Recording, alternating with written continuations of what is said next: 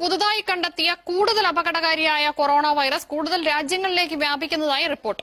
Italy, Denmark, Australia തുടങ്ങിയ രാജ്യങ്ങളിൽ വകഭേദം സംഭവിച്ച സമാന വൈറസുകൾ റിപ്പോർട്ട് ചെയ്തു. സൗദി അറേബ്യ അതിർത്തികൾ പൂർണ്ണമായും അടച്ചു. കൂടുതൽ രാജ്യങ്ങൾ നിയന്ത്രണങ്ങൾ ശക്തമാക്കി. ലോകാരോഗ്യ സംഘടനയിൽ കോവിഡ് വൈറസിന്റെ സാന്നിധ്യം ചൈന റിപ്പോർട്ട് ചെയ്തതിന്റെ ഒന്നാം വാർഷികത്തിന് ദിവസങ്ങൾ മാത്രം ശേഷിക്കെയാണ് അതിവേഗം പടരുന്ന വൈറസിന്റെ വകഭേദം ബ്രിട്ടനിൽ കണ്ടെത്തിയത്. ഈ വിവരം ഇംഗ്ലണ്ട് ലോകാരോഗ്യ സംഘടനയെ അറിയിച്ചതോടെ ലോകരാജ്യങ്ങൾ അതീവ ജാഗ്രതയിലായി. നിലവിലുള്ളതിനേക്കാൾ 70% കൂടുതൽ വ്യാപന നിരക്കുള്ളതും കണ്ടുപിടിക്കാൻ ബുദ്ധിമുട്ടുള്ളതുമാണ് പുതിയ വൈറസ്.